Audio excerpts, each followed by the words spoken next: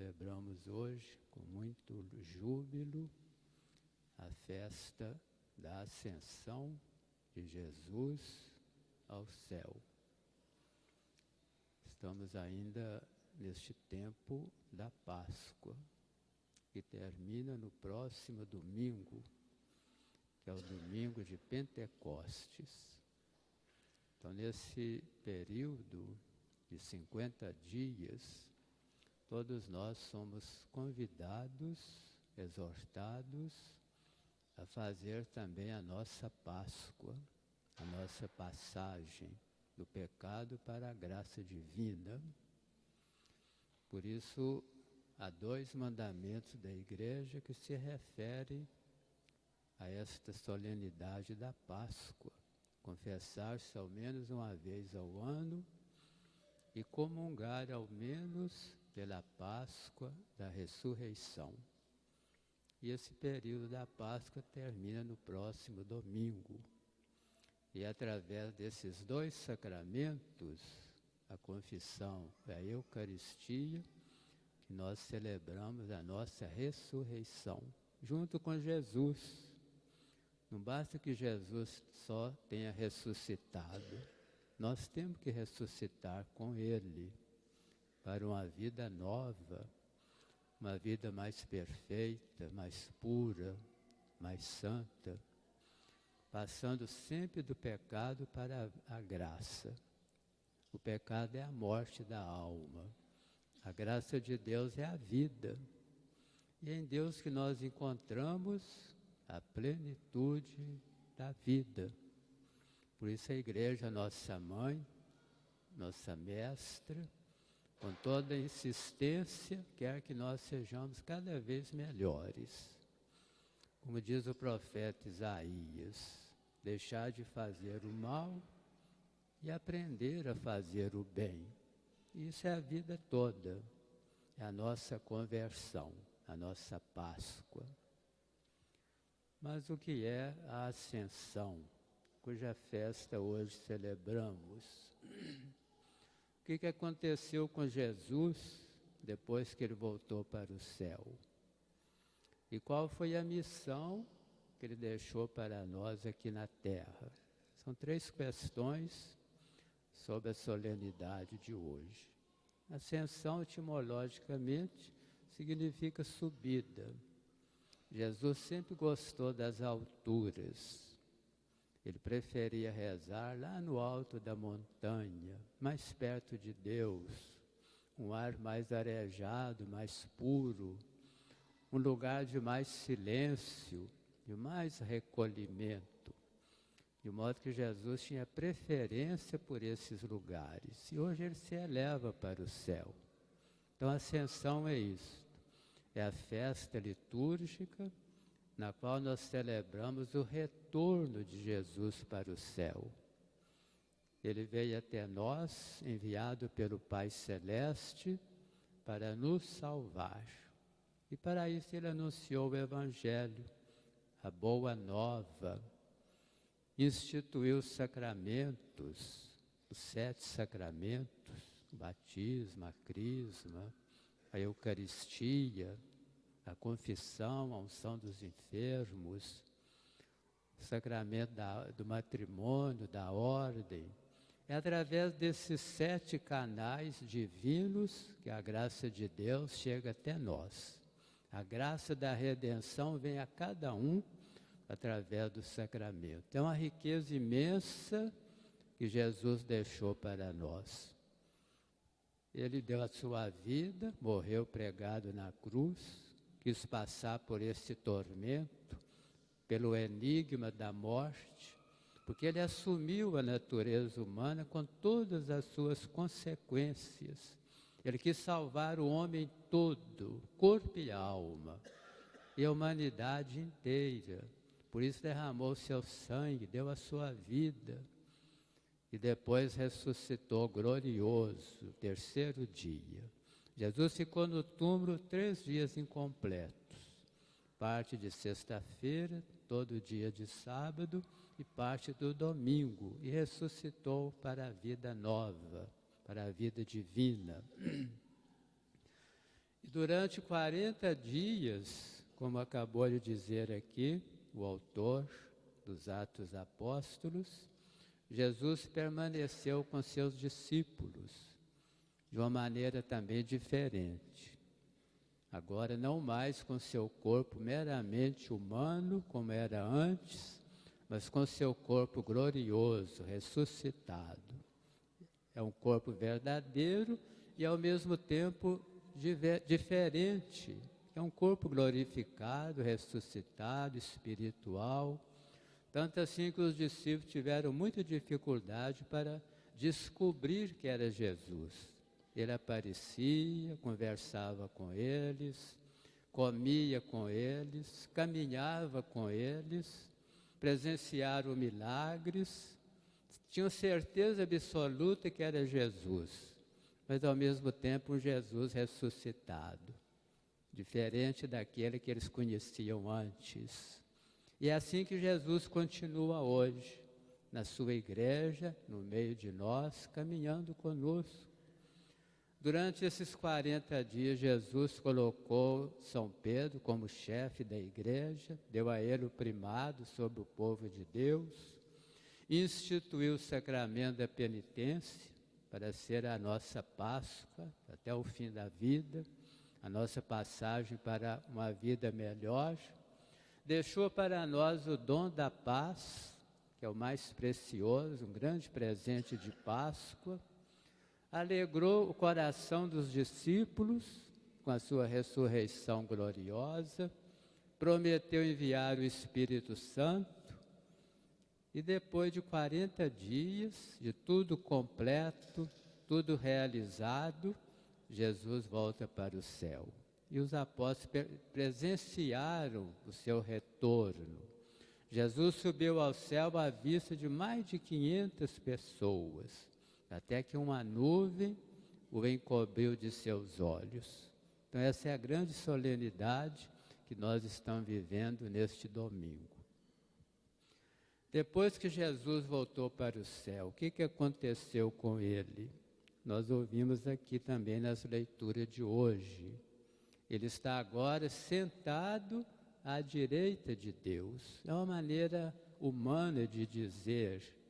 São expressões antropomórficas, porque no céu não há mais tronos, não há direita, não há esquerda. O corpo glorioso não ocupa mais espaço, não tem mais limitação de tempo nem de lugar. Quando se diz que Jesus está à direita do Pai, é para dizer que ele está agora no mesmo nível de Deus. Ele tem a mesma divindade, o mesmo poder, a mesma glória. É Deus igual ao Pai.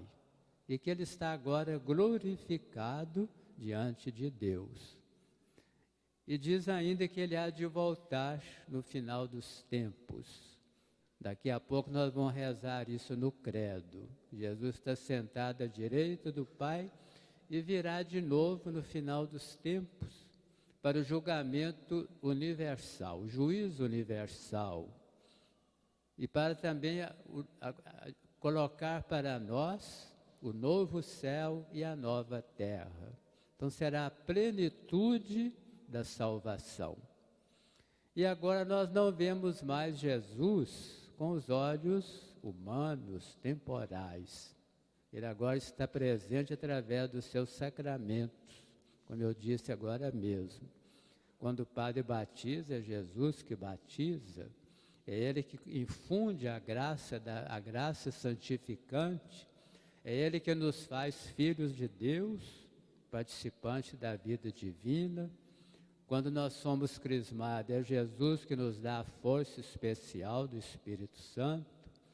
Na hora da missa, é Jesus que consagra o pão e o vinho, através do ministério do sacerdote. É o Espírito Santo que faz essa obra maravilhosa da presença de Jesus.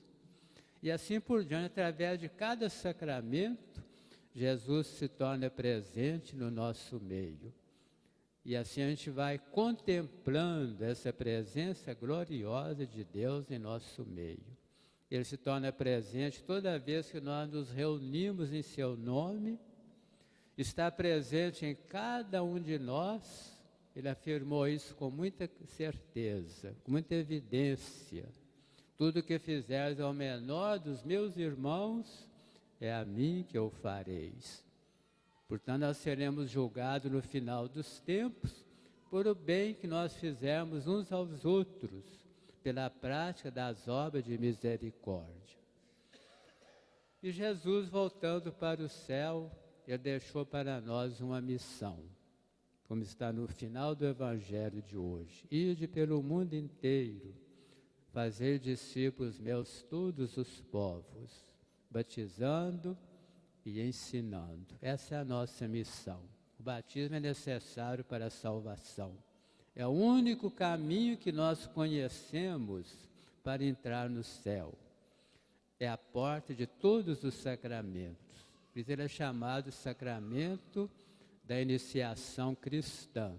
É por ele que a porta de Deus se abre para nós. Por isso a igreja deseja que os pais batizem quanto antes os seus filhos. Essa é a nossa primeira missão, acolher esse dom de Deus e fazer que as crianças recebam o batismo o mais rápido possível, para que não fiquem privados desta graça extraordinária que Deus trouxe para nós. Em segundo lugar, temos que ensinar a doutrina, ensinar o catecismo, a doutrina católica. Isso se faz em casa, é o primeiro lugar, é a primeira escola, a escola do lar. É lá que vamos aprender as coisas de Deus, os 10 mandamentos que Ele deixou para nós, decorá-los, procurar entender pouco a pouco, aprofundar a doutrina, estudar os mistérios principais de nossa fé. Daqui a pouco vão rezar o credo. São 12 artigos. E tudo que a gente reza no credo, os pais devem ir ensinando para os filhos. O Catecismo da Igreja Católica, que é um volume bem grande, é uma explicação do credo, desde o princípio até o fim.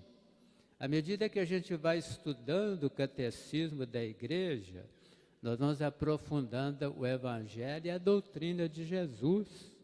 Estudar os mandamentos da Igreja, explicar os 7 sacramentos, com alegria, com fé, com entusiasmo, com gratidão a Deus, sabendo que nós é que precisamos de Deus. E à medida que a gente vai conhecendo, vai amando mais, vai participando com mais piedade, com mais fervor, com mais entusiasmo pelas coisas de Deus.